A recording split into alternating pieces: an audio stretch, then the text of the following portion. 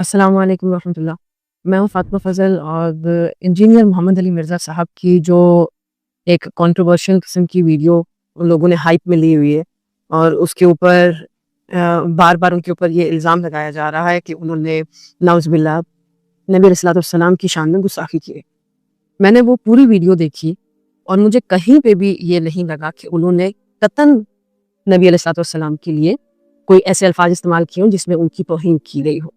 اس کی وجہ یہ ہے کہ انجینئر صاحب نے اپنی اس بیان میں اور ویڈیو میں ایک موقف پیش کیا جو کہ کرسچنز کا ہے اور انہوں نے اس کو پروف اور دلیل کے ساتھ پیش کیا کہ یہ کرسچنز کے الفاظ ہیں, کرسچنز اس طرح بولتے ہیں, کرسچنز یہ سمجھتے ہیں اور یہ ان کا عقیدہ ہے اور یہ ایجوکیشن کے لیے ضروری بھی ہے. مطلب اگر انہوں نے یہ بات سکھائی ہے تو بچوں کو, آنے والی نسل کو یہ بات پتہ ہوگی کہ کرسچنز ہمارے نبی کو کس طرح سمجھتے ہیں, ہمارے نبی کے بارے میں کیا سوچتے ہیں اور ہمارے نبی کو کتنا ایکسیپٹ کرتے ہیں. بہت سارے لوگ ایسے ہوں گے آج کے دور میں جن کو یہ بات پتہ بالکل بھی نہیں ہوگی جو انجینئر محمد علی مرزا صاحب نے اس ویڈیو میں کلیئرلی بتائی ہے, ان سینس کہ کرسچنز کا آخر ہمارے نبی کو لے کے عقیدہ کیا ہے. کیونکہ کرسچنز جو ہیں وہ اللہ تعالیٰ کا اقرار تو کرتے ہیں کہ اللہ ہے, اور پھر یہ بھی بڑا ڈائریکٹلی بولتے ہیں کہ حضرت عیسیٰ جو ہیں وہ بیٹے ہیں اللہ کے, نعوذ باللہ. لیکن یہ بات بہت کم لوگوں کو پتہ تھی اور بہت کم لوگ یہ جانتے تھے کہ آیا وہ ہمارے نبی کو کیوں نہیں مانتے. تو انہوں نے اتنا کلیئرلی آپ کو اس ویڈیو میں سمجھایا ہے, تو وہ سمجھانے کی روح سے تھا. ان کے الفاظ میں کہیں پہ بھی یہ چیز نہیں تھی کہ انہوں نے ڈائریکٹلی, اور ایک ایسا بندہ, یا میں کچھ باتیں ہائی لائٹ کرتی چلوں ان سینس اس بارے میں کہ وہ کس طرح کے انسان ہے. میں نے انیشلی جب اسٹارٹ میں انجینئر محمد علی مرزا صاحب کا عروج کا ٹائم شروع ہوا اور جب ان کی باری میں ویڈیوز وائرل ہونا شروع ہوئی, تو میں نے اپنی یونیورسٹی میں اپنے ٹیچرز کے منہ سے یہ الفاظ سنے کہ بہت بڑا فتنہ ہے, انجینئر محمد علی مرزا بہت بدتمیز آدمی, بہت بلنٹ آدمی, اور اس کو بالکل نہیں سننا, اور بہت بڑا فتنہ ہے, اور بلا بلا بلا بلا. تو کہتے ہوتے ہیں نا کہ ایک نیچرل سا ایک لا ہے کہ جس چیز سے جتنا روکا جائے اس کی کریوسٹی اتنی بڑھتی ہے. تو یہ تو ہر بندے میں ہوتا ہے. اگر آپ کو کہا جائے نا کہ فلاں چیز کو کلک نہیں کرنا, بندہ کہتا ہے میں اب کلک کر کے دیکھوں گا ہوگا کیا. میں نے سننا شروع کیا, پھر میں نے ڈیٹیل میں ان کے بارے میں جاننا شروع کیا. اس بندے کے ذہن میں جتنا ان کے الفاظ سے اور ان کے کہہ لیں کہ اخلاق سے جتنا پتہ چل, اس بندے کے ذہن میں ایک ہی چیز ہے کہ وہ اپنے اللہ اور اس کے رسول محمد صلی اللہ علیہ وسلم کا جو ریئل فیکچول بکش دین تھا وہ آپ تک لانا چاہ رہے تھے.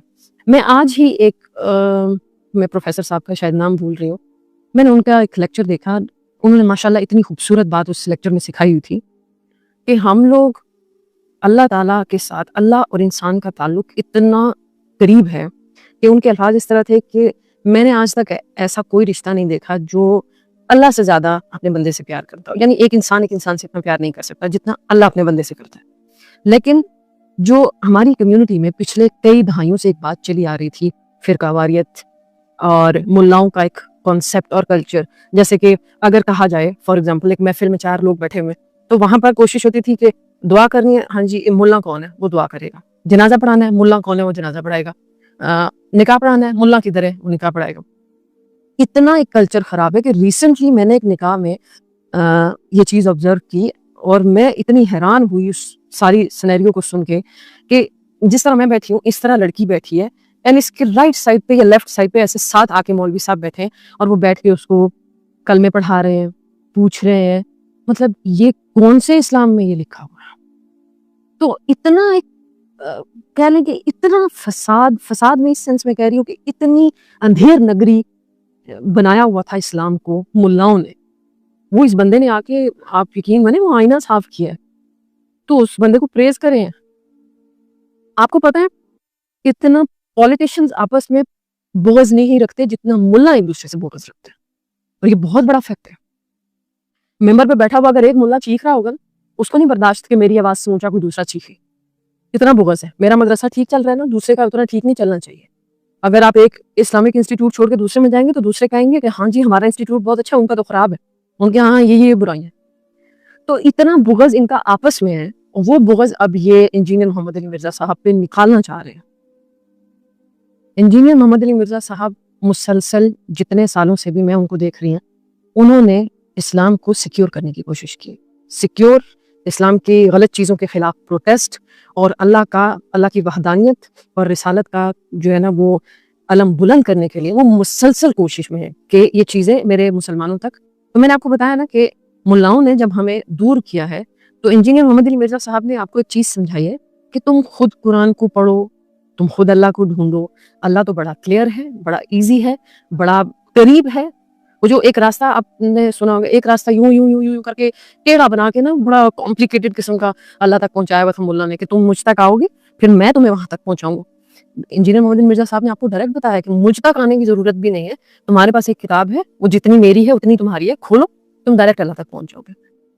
لیکن پھر ان کے اوپر ڈائریکٹ 295C کی دفعہ لگانا اور ان کو یہ کہنا کہ انہوں نے گستاخی کر دی ہے اور ان کو قتل کر دینا چاہیے اور وہ انسان جو ہے نا وہ معاشرے کے امن کے خلاف ہے اور اس انسان کو معاشرے میں ہونا ہی نہیں چاہیے, یہ واضح ہے. یہ بات پتہ نہیں کیوں سمجھ میں نہیں آتی ہے بڑوں کو کہ یہ واضح ہے کہ یہ بغض ہے, یہ کینہ ہے, یہ آپ کے دلوں کی نفرت ہے جو آپ لوگ نکالنا چاہ رہے ہیں. لیکن میں آپ کو ایک بات یہاں پہ واضح کرتی چلوں کہ میرے ملک کا سب سے بڑا مسئلہ یہی ہے کہ یہاں پر یونٹی نہیں ہے کسی طبقے میں بھی. پولیٹیشنز ہوں, مختلف ادارے ہوں, اسلامک اسکالرز ہوں, یونٹی نہیں ہے ایک دوسرے کے اوپر. یہ ایک سب سے مزیدار چیز ہے. پھر یہاں میں ایک اور بھی بہترین بات کرتی چلوں اور ضروری بات کہ وہ لوگ جو بڑے بڑے تختوں پہ بیٹھے ہوئے ان کو انجینئر محمد علی مرزا کے لیے آواز اٹھانی چاہیے, اس سینس میں کہ میرا یہ پروفیشن ہے. پروفیشن تو نہیں کہہ سکتی, پروفیشن تو معذرت کے ساتھ یہ الفاظ اسلام کے ساتھ سوٹ نہیں کرتا, لیکن میں یہ کہہ سکتی ہوں کہ میں ایک ادنا سی طالب علم ہوں دین کی, اور میرے ہی طبقے سے انجینئر محمد علی مرزا صاحب کا تعلق ہے کہ وہ بھی اسی کام کو جاری و ساری رکھ رہے ہیں, اسلام کے اوپر بات کرتے ہیں. تو میں تو ان کو سیکیور کروں گی, ان کے لیے آواز اٹھاؤں گی اس سینس میں کہ اس بندے نے اگر جینون گستاخی کی ہوتی تو وہ الگ بات تھی, لیکن کنایا ڈھکی چھپی باتوں میں پھنسا کر جان بوجھ کے اور ان کے اوپر یہ 295C لگانا, یہ کسی بھی ایجوکیٹڈ یا جہاں پر رول آف لا ہو ایسے معاشرے میں یہ چیزیں نہیں ہوتی ہیں. آپ کو پتہ اسلام کا ایک قانون ہے کہ جب شوہر بیوی کو طلاق دے تو اگر وہ طلاق مبہم الفاظ میں ہو, یعنی جو ڈائریکٹ الفاظ نہ ہو, ایک ہوتا ہے ڈائریکٹ ایک بات کو کہہ دینا کہ تم یہ وہ ڈائریکٹ ہو گیا, لیکن اگر اس نے مبہم کنایا الفاظ جیسے کہ تم میری طرف سے آزاد ہو, تم کو میں چھوڑتا ہوں, ٹھیک ہے, اب وہ چھوڑنے میں آزاد کرنے میں اور بھی بہت سارے مطلب نکلے, تو وہاں پر ہسبینڈ سے اس کی نیت پوچھی جاتی ہے, اس سے پوچھا جاتا ہے کہ تمہاری نیت کیا ہے یہ بات کہنے میں. تو انجینئر محمد علی مرزا صاحب کا تو وہ بیان آپ لوگ آن ایئر نیشنل ٹی وی پہ لگائیں, اس میں کہاں انہوں نے یہ کہا ہے کہ میں یہ کہتا ہوں کہ نبی علیہ السلام کے بارے میں اس طرح کے الفاظ, نعوذ باللہ, میں تو ایسے الفاظ کو اپنی زبان سے کوٹ بھی نہیں کرنا چاہتی. کہاں ہے انہوں نے. آپ لوگ ٹیکنیکل لاجیکل فیکٹ پر بات کم کرتے ہیں, دماغ سے کم آپ فیصلہ لیتے ہیں اور ایموشنز کے ساتھ زیادہ لیتے ہیں. تو یہی سب سے بڑا مسئلہ ہے. دماغ کو استعمال کریں, جذبات کو کنٹرول میں رکھیں, کیونکہ جذبات کو کنٹرول میں رکھنے کے لیے ہی آپ کے پاس اسلام آیا ہے. اپنے ایموشنز کو ضبط میں کر کے ڈیسیژنز کرنا. جزاک اللہ.